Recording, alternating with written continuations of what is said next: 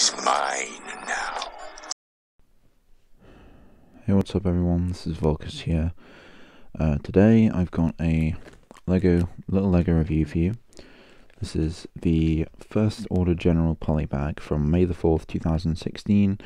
I believed it was Toys R Us exclusive, but it turns out it was also available in the actual Lego shops, Lego stores. So that probably is why it's not that rare of a polybag, which is why I'm going to open it. I mean, I did open like Revan when I got him back then, but you know, I've never even dreamed of keeping a figure as cool as Revan sealed back then. I probably wouldn't even now. I would probably want to have multiple of it before I would keep one just sealed, because I'm a collector of Lego, but I like having the actual figures there. You know, I can make dioramas with them.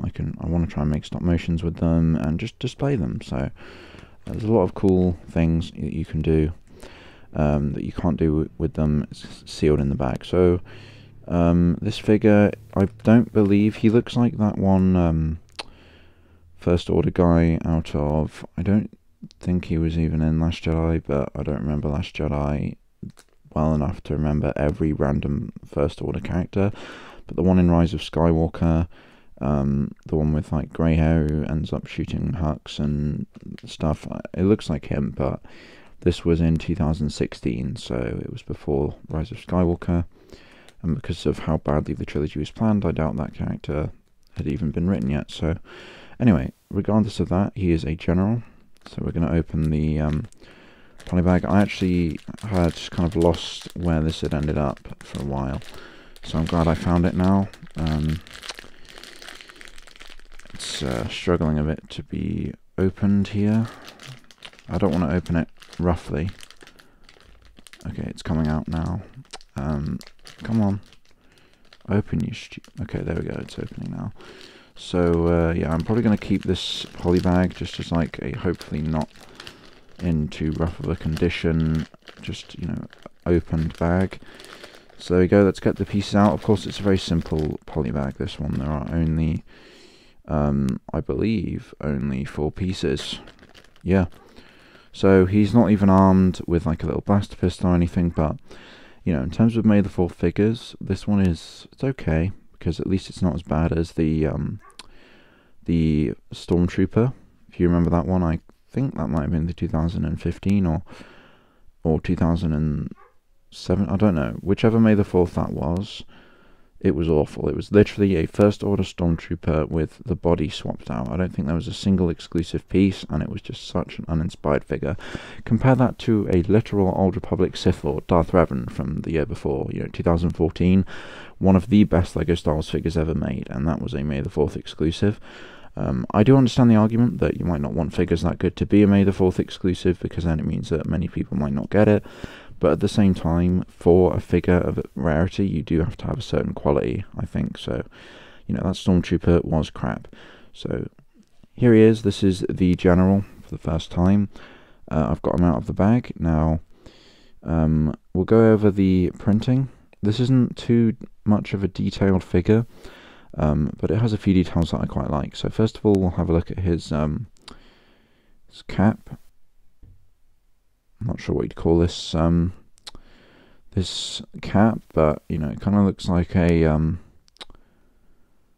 the standard officer cap from the Imperials, but the actual brim is more turned down, and then of course we've got this giant sort of crest thing on the back there, and then the only actual printing here is the First Order insignia in silver.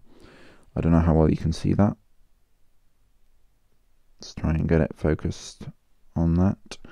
But yeah, it is the standard First Order insignia in silver. Nothing special about that, but it's kind of cool nonetheless. And now let's have a look at the head. So it is of course a single-sided head.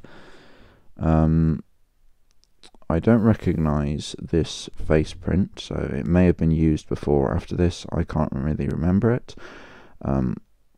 I don't mind it. As you can see, he looks kind of like a generic bad guy kind of expression with the, you know, dark eyes, the the stern expression with furrowed brow, and he has grey eyebrows, so that signifies he's older, which is why I kind of thought he looked like the character in Rise of Skywalker. And then here is my personal favourite part of the figure, the torso and arms. So as you can see, the torso print looks pretty standard. I don't know if this is an exclusive print or not, but it looks pretty standard for First Order military. We've got some nice printing on the creases and the folds in the uniform, with a standard silver belt with no actual detailed printing.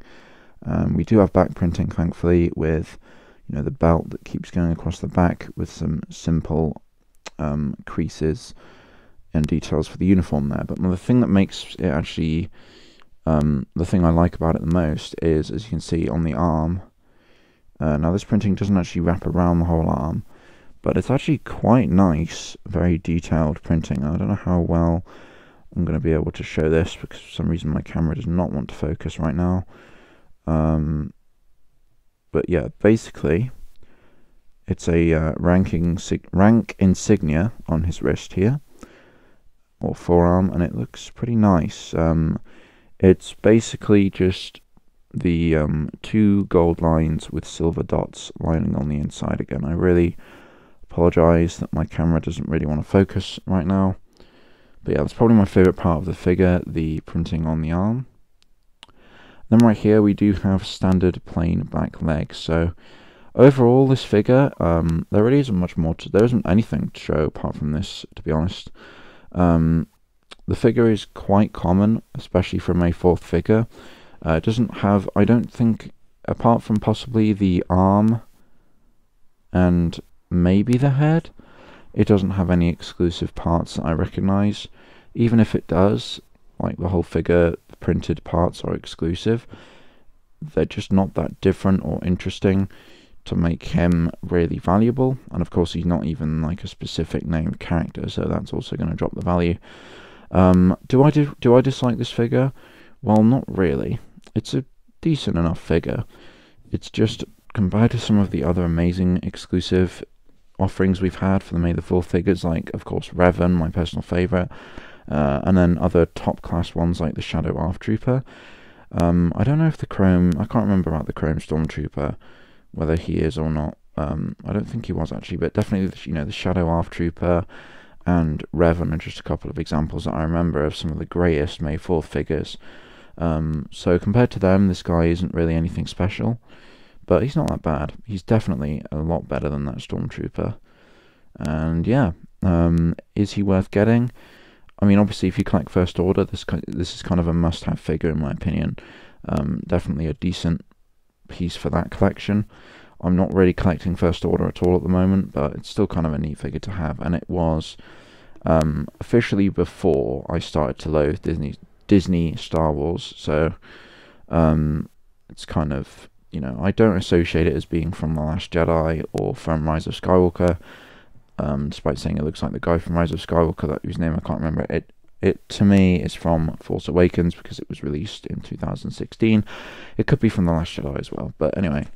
So yeah, that's all there really is to this.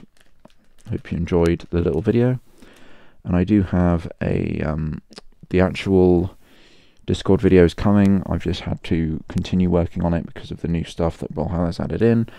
So yeah, that will be coming as soon as. Anyway, I hope you enjoyed this video, and I'll see you in some future LEGO videos, and of course in the next video.